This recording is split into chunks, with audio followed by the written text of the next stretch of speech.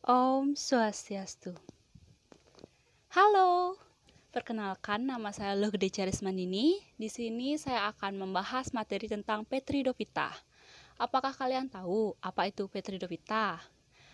Sebelum saya akan membahas materi tentang Petridophyta, izinkanlah saya untuk memperkenalkan anggota kelompok saya. Yang pertama, saya sendiri yaitu Luh Gede Charismanini dan teman-teman saya ada Anastasia Windy Lalinono, Wehelmince Nopita Omatan, Skolastika Bulu, dan Maria Yasinta Alvania Vika. Jadi, Petridophyta berasal dari kata petron yang berarti sayap bulu dan piton berarti tumbuhan. Sehingga Petridophyta adalah tumbuhan paku yang tergolong dalam tumbuhan kormus berspora, di mana tumbuhan ini menghasilkan spora dan memiliki susunan daun yang umumnya berbentuk bangun sayap, dan pada pucuk tumbuhan terdapat bulu-bulu. Jadi sudah tahu kan apa itu Petridophyta? Petridophyta adalah tumbuhan paku. Ciri utama tumbuhan paku yaitu memiliki kormopita berspora. Karena tumbuhan paku dengan adanya akar, batang, daun sejati, serta bereproduksi secara aseksual dengan menggunakan spora. Dan ada Tracheophyta yang berarti tumbuhan paku adalah tumbuhan berpembuluh. Karena memiliki pembuluh pengangkut. Dan ada rizoma yang disebut dengan akar serabut. Karena ujung akar dilindungi kaliptra. Sel-sel akar membentuk epidermis, korteks, dan silinder pusat. Dan di sana terdapat xilem dan floem. Yang keempat ada circinatus yang berasal dari kata circinatum yang berarti bulat melingkar.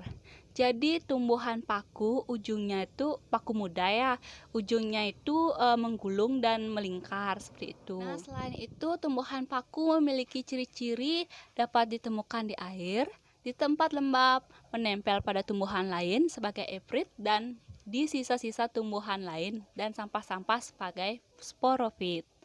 Nah, tumbuhan paku mempunyai sistem perakaran serabut. Umumnya memiliki rizom. Nah, batangnya terdapat di dalam tanah, tidak menghasilkan biji tetapi menghasilkan spora, dan mengalami pergiliran keturunan atau metagenesis. Nah, pada daun, berdasarkan ukuran dan susunan anatominya dibedakan menjadi dua, yaitu mikrofil, yaitu daun yang kecil, bersisik, tidak bertangkai, tidak bertulang daun, belum memperlihatkan diferensiasi selnya. Dan ada daun makrofil, yaitu daun besar, bertangkai, bertulang daun, bercabang-cabang, dan telah memperlihatkan diferensiasi selnya. Dan berdasarkan fungsinya ada dua juga. Yang pertama daun tropofil atau disebut dengan daun steril, dan daun sporofil atau disebut dengan daun fertil. Nah, bisa dilihat pada gambar di samping terdapat struktur tumbuhan paku.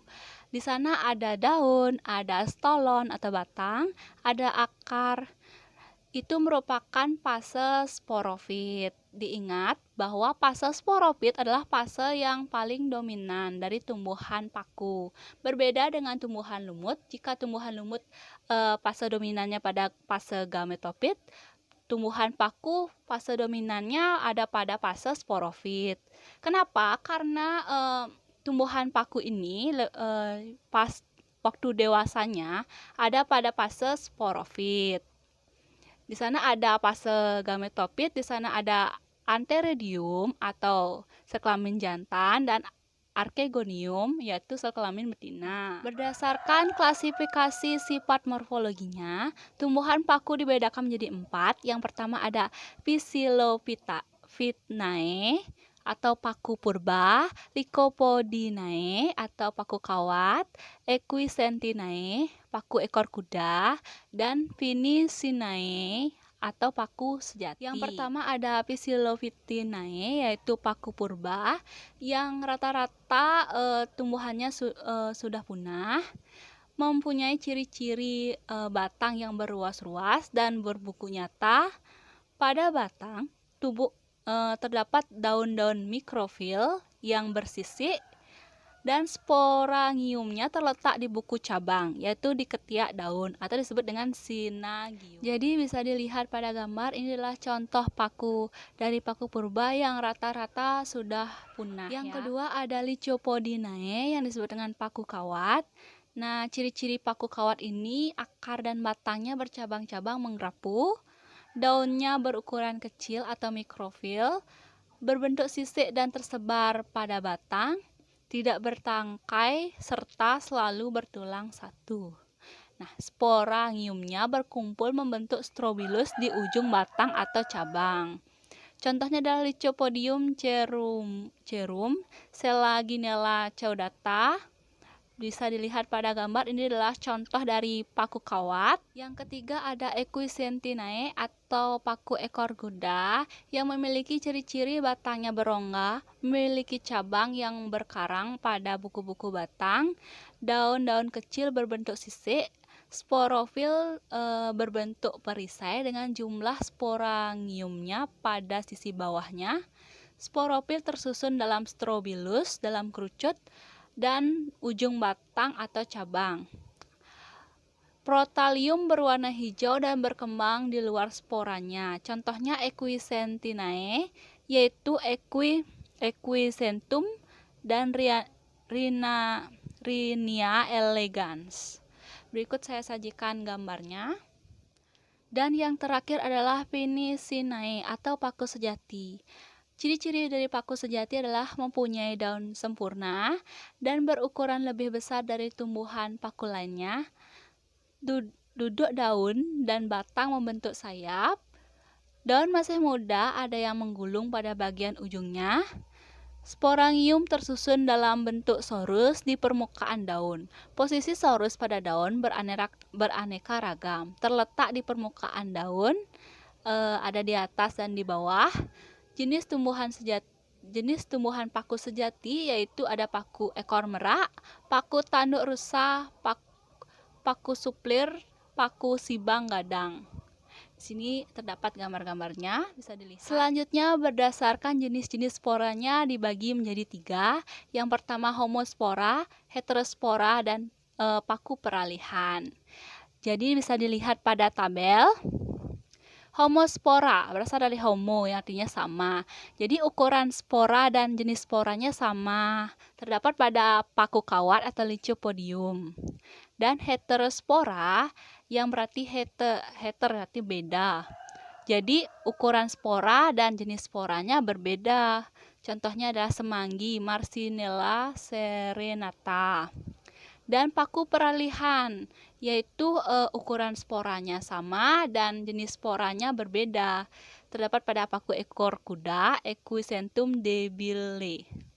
Bisa dilihat pada tabelnya. Reproduksi tumbuhan paku. Reproduksi generatifnya dilakukan dengan cara peleburan spermatozoid dan ovum. Reproduksi vegetatifnya dengan membentuk spora. Dan reproduksi generatif dan vegetatifnya berlangsung secara bergantian melalui pergiliran keturunan yang disebut dengan metagenesis. Jadi metagenesis tumbuhan paku bisa kita lihat pada gambar di samping. Nah, yang biru itu termasuk fase haploid atau fase gametofit, dan yang di bawah yang ungu tersebut dimasukkan dengan fase sporofit atau fase diploid. Jadi ketika paku sudah dewasa ditandai dengan adanya spora, daun yang berspora. Daun ini kita sebut dengan sporofil. Fil berarti filodia atau daun dan sporo berarti spora. Jadi sporofil adalah daun yang berspora. Nah, ketika spora berada di sporofil ini sudah matang, itu ditandai dengan adanya N atau kromosomnya sudah N atau haploid.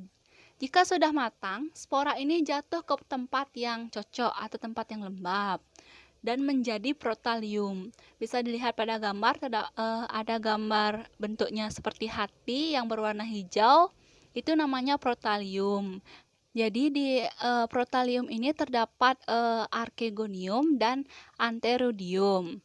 Nah, ketika sperma dalam antheridium ini bergerak menuju archegonium, dan bertemu dengan sel telur. Itu disebut dengan fertilisasi. Nah, selanjutnya sigot akan tumbuh dalam tumbuhan paku dewasa. Jadi, paku dewasa akan membentuk daun yang berspora atau sporofil, dan begitu siklusnya berulang kembali. Nah, ini adalah metagenesisnya.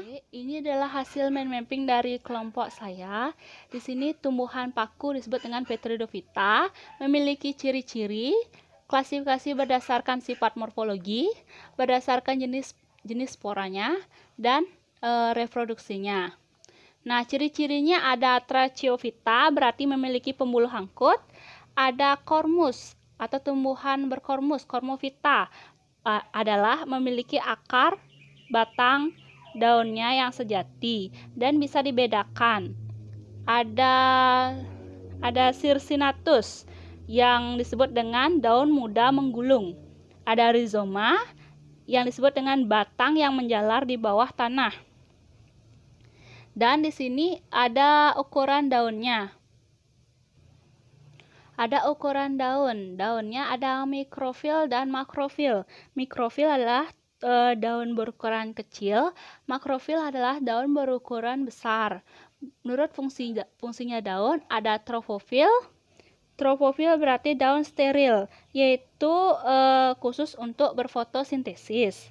Dan ada daun sporofil, yang berarti daun fertil, yaitu daun yang berfungsi untuk fotosintesis dan menghasilkan spora. Jadi, dalam sporanya ini tersusun dalam sporangium. Jadi, berdasarkan susunan dan letaknya, ada 4. Yang pertama ada sorus, ada synagium, ada storobilus, dan ada sporocarpium. Sorus yaitu sporangiumnya terkumpul dalam suatu kotak, dan ada synagium yaitu sporangiumnya terletak di ketiak daun. Ada strobilus yaitu kumpulan spora, yaitu kumpulan sporangiumnya di ujung batang atau di cabang batang. Dan sporocarpium yaitu spora yang terletak di dalam badan buah. Selanjutnya, klasifikasi berdasarkan morfologi. Ada Phyllophytinae atau paku purba. Rata-rata paku ini sudah punah, berupa talus, daun mikrofil atau daun kecil, batang berruas-ruas. Contohnya Psilotum quineresum dan Pseudoporcus keregi. Dan ada Lycopodinae, paku kawat, daunnya mikrofil kecil, punya strobilus. Contohnya Lycopodium cerunum, Selaginella caudata, dan Lepidodendron major.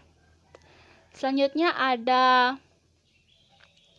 Equisintinae atau paku ekor kuda yang memiliki daun makrofil seperti sisik, sporofil perisai bentuk perisai, strobilus bentuk kerucut. Contohnya ada Equisentum Rhinania elegans. Dan selanjutnya ada tumbuhan paku sejati atau Filicinae, merupakan daun yang sempurna, berbentuk daunnya makrofil atau besar, terdapat sporangium di dalam berbentuk sorus. Contohnya itu ada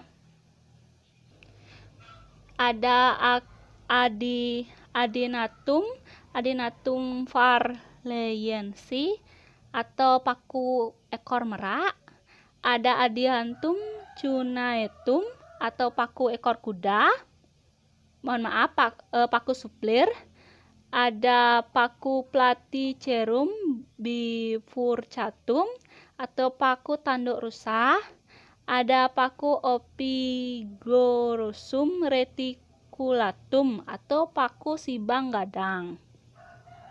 Reproduksi secara generatif dan vegenatif secara bergantian melalui pergiliran keturunan yang disebut dengan metagenesis. Terdapat paku homospora, paku heterospora, dan paku peralihan. Paku homospora di sini ada spora bersifat haploid, menghasilkan protalium bersifat haploid dengan fase gametofit. Di protalium ini akan menghasilkan antheridium dan archegonium, sel kelamin jantan dan sel kelamin betina. Sel kelamin antheridium akan menghasilkan spermatozoid dan archegonium akan menghasilkan ovum. Spermatozoid dan ovum berfertilisasi menghasilkan zigot yang diploid.